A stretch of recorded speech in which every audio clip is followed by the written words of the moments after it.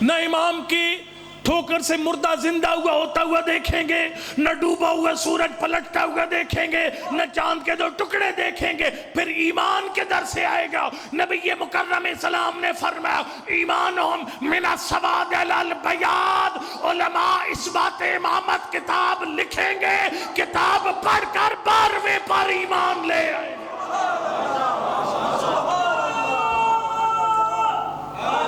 یا علی السلام، ایمانوں من السواد الی البیاض، کاغذ کی سیاہی دیکھ کر ایمان لے آئیں گے۔ آپ کو بہت بڑا مرتبہ ہے۔ سرکار نے فرمایا ساعت معرفت صحیح ہو، اچھا فرمایا انا خاتم الاوصیاء، ایک پھر فرمایا میری معرفت کا دوسرا حصہ یہ ہے بی یدفعو ان اہلی و شیعتی، یہ جتنی وہ ایک بلی چترال سے نکلی ہے، وہ جو بل وہ چترالی مولوی نے کی ہے، اور جماعت اسلامی بے شک سنے جماعت اسلامی والے میں بڑا احترام کرتا تھا، لیکن اب جماعت اسلامی کی ایک ٹکے جتنی عزت میرے دل میں نہیں رہ گئی۔ جی اس چترالی کی وجہ سے ایک ٹکے جتنی اب رو نہیں رہ گئی۔ مولانا فضل الرحمان کو لوگ ڈیزل کہتے تھے، میں نہیں کہتا تھا، لیکن ایک ٹکے کے برابر حیثیت ان کی بھی میرے ذہن میں کوئی نہیں رہ گئی۔ یہ تکفیریوں کے سہولت کار ہیں اور یہ سمجھتے ہیں کہ ایک بل اور بلی لا کر یہ ہمیں ڈرائیں گے، ہمارا تو بڑے بڑے بلے کا نہیں بگاڑ سکے، تمہاری بلی ہمارا کیا کر لے گی؟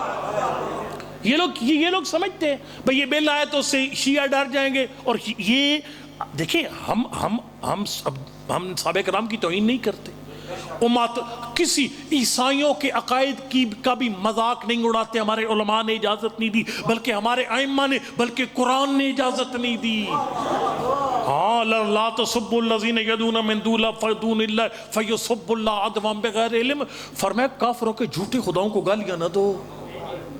اور یہ تبرہ گالیوں کا نام ہی نہیں ہے، تبرہ لا تعلقی کا اعلان ہے۔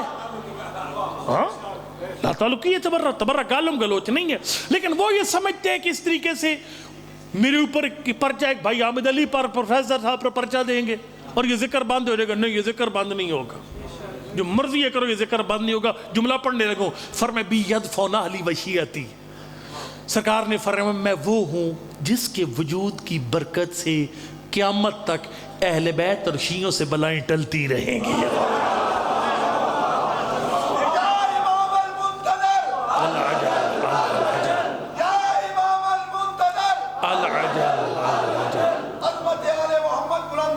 اللہم صلی اللہ علیہ وسلم۔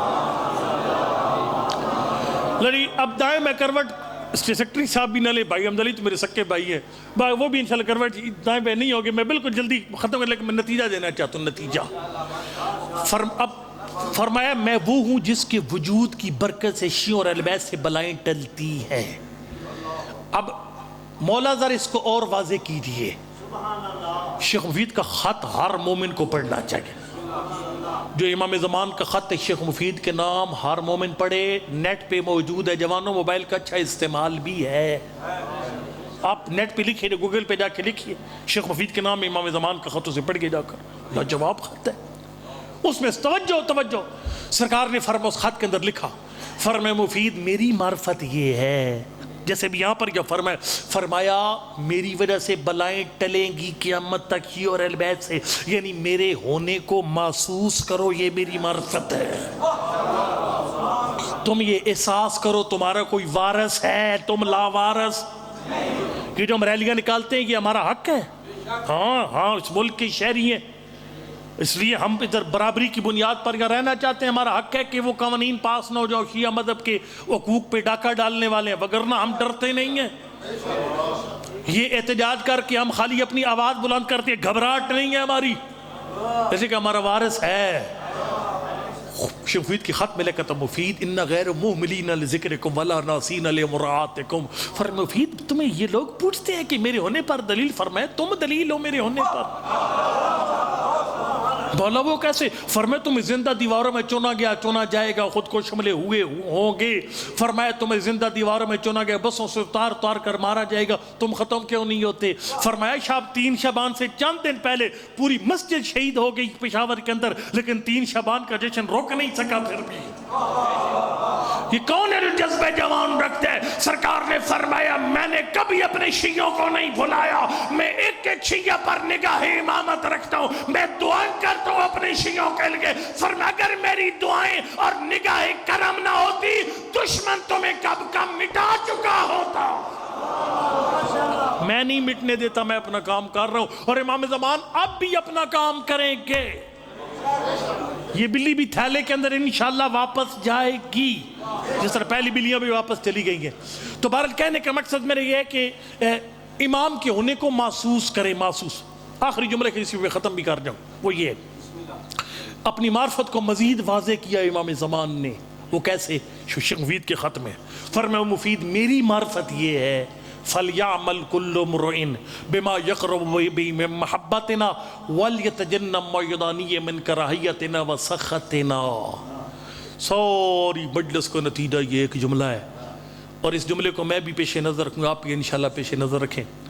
یہ جو اس کو بہت اچھے سے ایک عالم نے، ایرانی عالم نے کمال طریقے سے بیان کیا، کمال۔ میری ایک عادت ہے میں جب گاڑی میں بیٹھتا ہوں تو پچھلی سیٹ پر بیٹھ کر میں پھر یہ کرتا ہوں کہ وہ کسی ایرانی عالم کی مجلس لگا دی، اس صاحب مطالعہ لوگ ہیں، بڑی کمال کی باتیں، یقین بڑی قیمتی بات۔ اس عالم نے کہا یہ امام 12 امام سارے شیعوں کو نہیں آتے، 12 امام آتے ہیں، ایک چھوٹا بچہ 3-4 سال کا پکڑو سے بھی آتے نہیں آتے، 10 منٹ لگاؤ اسے آ جائیں گے۔ اس کو کہو پہلا امام وہ کہے گا مولا علی علیہ السلام، دوسرا امام حسن مجتبی، تیسرا امام حسین علیہ السلام، کرتے کرتے 12 کا نام لے لے گا۔ اس عالم نے کہا جن اماموں کے نام شیعہ کے بچے بچے کو آتے ہیں تو کیوں معصوم نے فرمایا ان کے نام 3 دفعہ یاد کروانے ہیں مرنے والے کو۔ ایک دفعہ جب جان نکل رہی ہو، پھر قبر میں لٹا کر، اور تیسرا تعویذ قبر۔ ہاں تجھ سے پوچھیں گے ان امام کا تیرا امام کون ہے، فقل فی جواب امام مولا کے نام سے شروع 12ویں امام تک، یہ میرے 12 امام ہیں۔ اس دیکھو نا کہ میں مثال میں یہاں پر آیا، آپ نے مجھے کہا قبلہ آپ کو تھوڑا سا آپ کا ٹائم چاہیے، میں نے بسم اللہ بتاؤ جی، آپ نے قبلہ ذرا ایک سبق پڑھنا لے، میں پڑھاؤ جی، الف انار بے بکری تے تختی۔ سر میں میٹرک کیا ہوگا 1989 میں ود سائنس، اچھے نمبروں سے میٹرک پاس ہوں میں، اور آپ مجھے الف پہ پڑھا رہے ہیں۔ یہ میں نے بچپن سے 12 امام پڑھے ہیں، زندگی بھر مجلس سے پڑھی ہیں، ذکر علی کیا، لیکن مجھے بھی حکم ہے کہ اس کو بھی یاد کروا کے بھیجنے، امام خمینی کو بھی یاد کروا کے بھیجا گیا، مولا کائنات کی والدہ گرامی کو بھی یاد کروا کے نبی نے بھیجا۔ سمجھ آ رہی ہے کون نہیں آ رہی؟ ٹھیک ہے۔ اب بات یہ ہے کہ یہ کون سا مشکل سبق ہے؟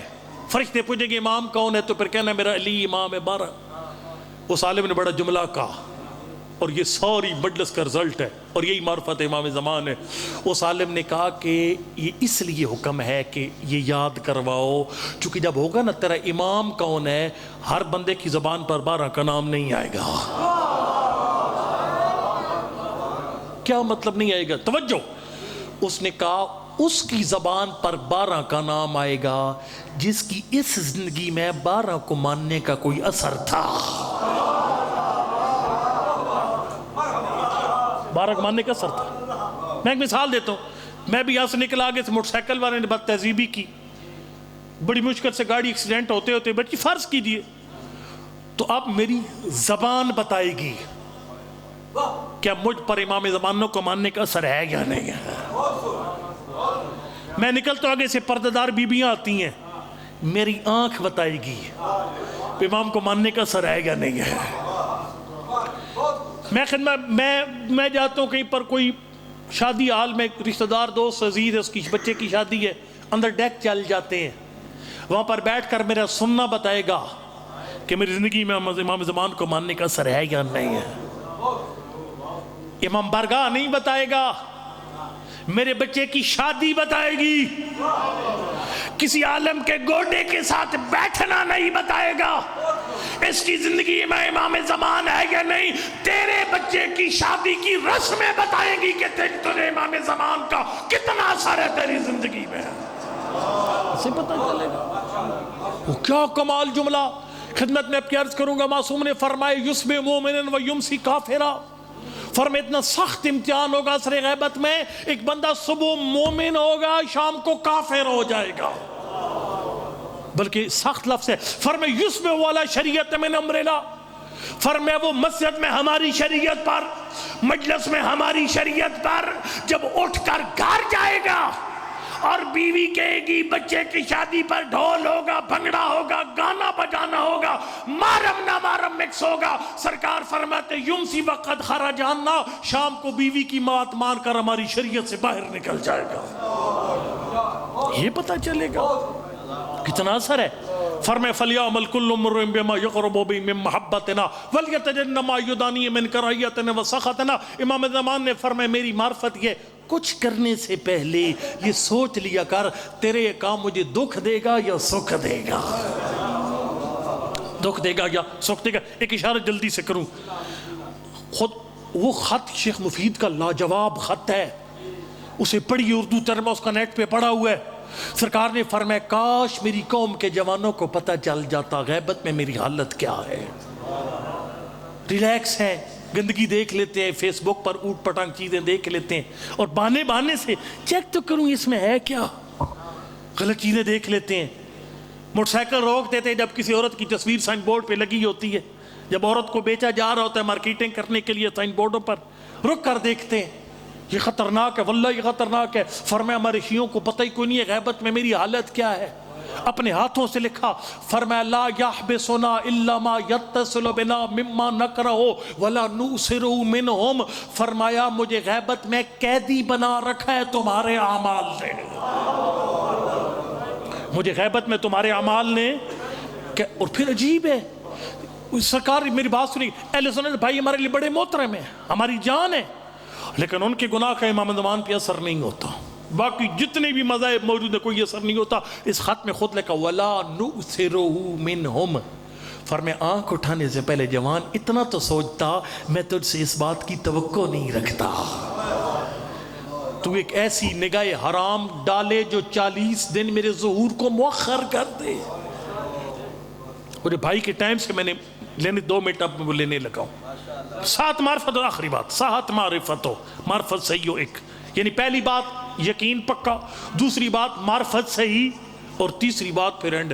میں معافی چاہتا ہوں یہاں پر میں خود اور سارے خطرے کی ذات میں اس تیسرے حصے میں، اور امام زمان کے ظہور کی راہ میں یہ سب سے بڑی رکاوٹ ہے، سب سے بڑی، اس نے یہ وہ ہے کیا، فرمایا وَسَلَّمَ لَنَا أَهْلَ الْبَيْتِ، سرکار نے فرمایا، اب میں دو حدیثیں ملا رہا ہوں، اکٹھی کر رہا ہوں یہاں پر، ٹھیک ہے، چونکہ ظاہر ہے بڑے چھے نکات بھی بیٹھے ہو سکتے ہو کہ یہ ساری حدیث نہیں، 2 حدیثیں اکٹھی کر رہا ہوں یہاں پر، ٹھیک ہے۔ ایک مولا عباس علیہ السلام کی سیرت والی حدیث، اور پلس یہ چونکہ ٹائم نہیں ہے وگرنہ میں اس پہ بھی چند جملے کہہ جاتا۔ فرمایا وَسَلَّمَ لَنَا أَهْلَ الْبَيْتِ، فرمایا تیسری شرط یہ ہے ہم اہل بیت کے سامنے ایسے سر تسلیم خم ہو جائے جیسے ہمارا چچا عباس میرے بابا حسین کے سامنے سر تسلیم خم۔ یہ سر تسلیم خم بہت بڑی رکاوٹ ہے۔ میں ذاکرین کو سننے والے وہ بھی میرے لیے محترم ہے، میرے بھائی ہیں، میں ان کی بات نہیں کر رہا، میں آپ علماء کے ساتھ وابستہ لوگوں کی بات کر رہا ہوں کہ ہم بھی سلم لنا علی البیت کوئی نہیں ہے۔ یقین جانیے میں ایک مجلس پہ گیا ہوا تھا، قبلہ تقیہ صاحب نے ایک جملہ فرمایا بیٹھک پہ بیٹھ کر، اور جب قبلہ صاحب باہر گئے اس مومن نے کہا دیکھو تقیہ صاحب کی حالت دیکھو یہ کیا کہہ گئے، یعنی وہ بندہ ٹھک گیا پکا ایک جگہ پر، وہ سمجھتا ہے کہ تقیہ صاحب غلط ہو سکتے میں غلط نہیں ہو سکتا۔ یہ خطرناک ہے انتہائی، میں بتا رہا ہوں آپ کو۔ ہماری روایت میں یاتی بدین جدید، امام ایسا دین بیان کریں گے جو لوگوں کو نیا لگے گا۔ فرمایا تخرجون علیہ، امام کے خلاف کو شیعہ بغاوت کریں گے، فتقاتلونہ، تلوار نکالیں گے، فیقاتلکم، وہ بھی تلوار نکال لے گا۔ یہ جو آج علماء کی پگڑیاں اچھالتے ہیں نا، یہ ایک ریہرسل ہے امام کے ظہور کی، جو بات پسند نہیں ہے علماء پہ فتوے لگا دیے، یہ غلط رجحان، میں معافی چاہتا ہوں۔ خدا رسول اللہ علیہ علی البیت، میں آپ کو میں دعوے کے ساتھ، قبلہ ظہور خان صاحب میرے مرشد ہیں، اللہ ان کو لمبی زندگی دے۔ ظہور خان صاحب قبلہ ایک دفعہ ایک مسئلہ تھا آیت اللہ سید علی خامنہی دامت برکاتوں کی توضیح کے اندر، مسئلہ بڑا ہی اپٹھا سا تھا، میں نے مسئلہ پڑھا تو میں طالب علم چھوٹا سا بڑا علامہ فہمہ کوئی نہیں ہوں، میں قبلہ ظہور خان صاحب کو تکلیف دیتا رہتا ہوں کہ قبلہ میں مسئلہ غلط تو نہیں سمجھا، چونکہ مسئلہ صحیح مسئلہ شک میں بتانا بھی گناہ ہے، شک کے ساتھ صحیح مسئلہ بتانا گناہ ہے۔ میں نے کہا کہ پہلے میں غلط نہیں سمجھا، کیونکہ توضیح ترجمہ اتنا علی شان ہے، وہاں علماء کو سمجھ کو نہیں آتی، عوام کو کیا سمجھ آئے گی؟ یہ توضیح کا ترجمہ کرنے والے نے قسم اٹھائی تھی ایسا ترجمہ کرو لوگوں کو مسئلہ سمجھ ہی نہ ہے، ٹھیک ہے؟ تو میں نے کہا قبلہ میں غلط تو نہیں سمجھا، انہوں نے کہا تو ٹھیک سمجھا۔ میں کہا قبلہ تو غلط بڑی عجیب لکھی ہوئی ہے۔ انہوں نے کہا عجیب باتوں کو مان لینا ہی ظہور امام کی تیاری ہے۔ سمجھ آئی کون ہے؟ اب میں ایک اور مثال دوں، آپ کو پرسنل مثال دوں۔ پھر سال 15 رجب میں اسلام آباد مجلس پڑھنے جا رہا تھا، ڈرائیور نہیں تھا، میں اور میرے بیٹا دونوں جا رہے تھے۔ میں نے بیٹے کو کہا میں نے بیٹا تیرا مطلب فلاں کا میرا دل نہیں مانتا یہ ٹھیک ہو، میرا دل نہیں مانتا مجھے اب بھی وہ کام پسند کوئی نہیں ہے، خود کو اس وقت وہ کام پسند کوئی نہیں ہے۔ میں نے کہا آغا سیستانی کی ویب سائٹ پہ جا کے چیک کر، اس نے لکھا تھا آغا سیستانی نے جائز لکھا ہوا تھا۔ میں نے کہا بسم اللہ جائز ختم۔ میں آ کر جاؤ نہیں سیستانی کو نہیں پتہ ہے مسئلہ کہ نہیں، اور یہ آپ لوگ بھی کرتے، یہ ہم لوگ بھی کہا حافظ بشیر صاحب قبلہ کا کوئی فتویٰ آپ کو نہیں پسند اب تقلید نہ کریں، لیکن ان کے عالم بغاوت اٹھا لینا، حافظ بشیر کے لکھ دیتا فلاں ہو گیا فلاں ہو گیا فلاں ہو گیا، خطرناک ہے، یہ کام نہ کریں۔ یعنی آج جو اس کا مطلب ہے اگر کوئی فتویٰ ان کا ملنگوں کو پسند نہیں وہ بھی ان کو گالیاں دیں، اور کوئی نمازیوں کو نہ چنگا لگے تو وہ بھی تلواریں نکال لیں، یہ خطرناک کام ہے۔ میں اس آخری سطر پہ ممبر چھوڑنے لگا ہوں۔ امام زمان ارواح و نفدا کے ظہور کی مینٹل ریہرسل، ایک فزیوتھراپی ہوتی ہے نا، جو بتایا جاتا ہے آپ یہ مالش کرو گے تو آپ کا زخم ٹھیک ہو جائے گا، یہ درد ٹھیک ہو جائے گا۔ امام زمان کے ظہور کی مینٹل ریہرسل، اور یہ سب نے کرنی ہے، 2 منٹ 3 منٹ زیادہ نہیں، ہر روز بیٹھ کر سوچنا کہ اپنے امام کی خاطر کسے کسے چھوڑ سکتے ہیں، اپنے امام کی خاطر کسے کسے۔ امام کہیں بیوی چھوڑ دو گے، سوال ہے۔ ہاں بھائی نصیر حیدر تو نے محرم ختم کر لیا ہے، ہاں قبلہ 11 محرم ہے، آج میں نیاز لینے آیا ہوں، وہ کل کی مجلس پہ نیاز رکھ اور جا، کہ میں راضی ہو جاؤں گا؟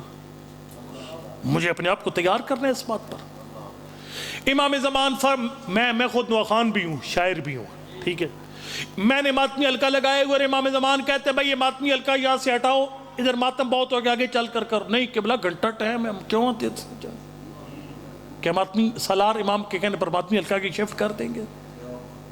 ہم میں سے کسی کہتے ہیں بھائی جان آپ کی کوٹھی غصبی جگہ پہ بنی ہوئی ہے، آپ کے پردادے نے جگہ غصب کی تھی، جاؤ جا کر واپس کرو اس بندے کو۔ سرکار آپ کی محبت کو دیکھ کر میں بھائی سے بھی انتہائی معافی مانگ کر ایک سطر پڑھوں۔ محمد ابن ابی عمیر، اس کے ساتھ ایک بندہ اہل سنت تھا، وہ دوست تھا، وہ ہر سال جاتا تھا مدینہ۔ اس نے کہا کدھر؟ اس نے کہا امام صادق کی زیارت پہ۔ اس نے کہا میں نے نال لے چل۔ اس نے کہا تو کیا کرے گا؟ تو کسٹم کا ملازم ہے، حلال اکٹھا کیا ہوگا ساری زندگی، تو کیا کرے گا جا کر؟ اس نے کہا نہیں مجھے لے چل۔ وہ جب گیا نا، حضرت نے ایسے ایک نگاہ ڈالی نا، اس کی مقدر بدل گئے، باہر نکلا۔ اس نے کہا اپنے امام سے پوچھ میری بخشش کی کوئی صورت ہے؟ سرکار نے فرمایا سب سے پہلے میری 2 شرطیں ہیں، اور فرمایا میں اس کو دنیا میں جنت دکھاؤں گا۔ فرمایا میری پہلی شرط ہے کہ ہماری امامت کا قائل ہو، غیروں کا دروازہ چھوڑ دے۔ دوسرا سرکار نے فرمایا کہ جتنے بھی لوگوں کی چیزیں غصب کی ہوئی ہیں، جن کو جانتے ہیں واپس ان کو گھر جا کر واپس دے، اور اگر مر گئے ہیں تو ان کی طرف سے نامعلوم صدقہ دے دے رہا ہے خدا میں۔ فرمایا یہ 2 کام کر کے میں جنت دکھاؤں گا۔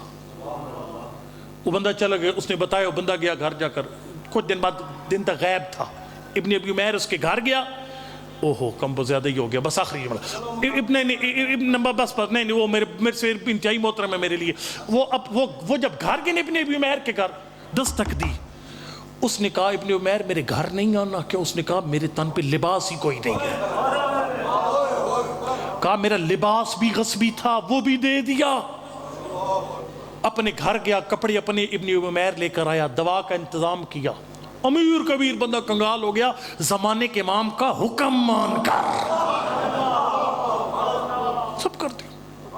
اللہ اکبر، جب یہ کر چکا نا، اس نے کہا بھائی دوا لا کر دی۔ کچھ دن بعد آخری وقت آ گیا، ابن عمیر کہتا میں اس کے سرانے تھا، ایسے اپنے بستر سے اٹھا، اس نے کہا ابن عمیر تیرے امام نے اپنا وعدہ سچا کر دیا۔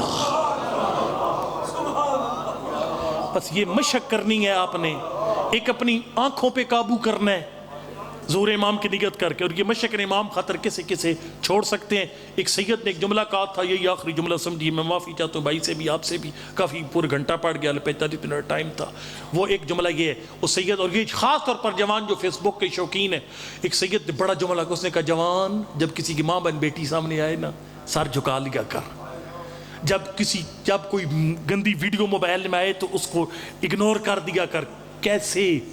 اس نے کہا یہ کہہ کر اگنور کر دیا کر، اللہ نے یہ آنکھیں حرام دیکھنے کے لیے نہیں، زہرا کے یوسف کے دیدار کے لیے عطا فرمائی۔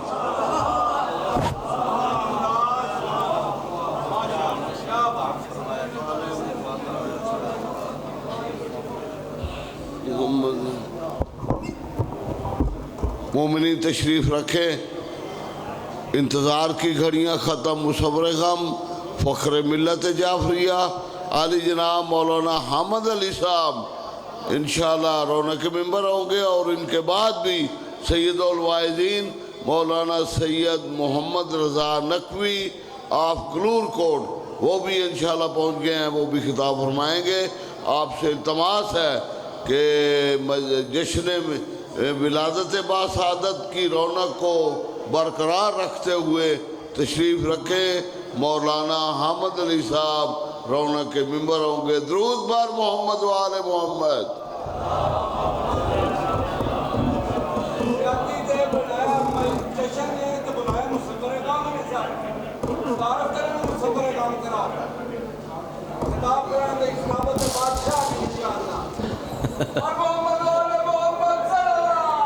اللہم صلی علی محمد و آل محمد وعجل فرجہم۔ بسم اللہ الرحمن الرحیم۔ اللہم کن لولیک الحجت ابن الحسن صلواتک علیہ وعلی آبائی فی هذه الساعة وفي كل ساعة وليا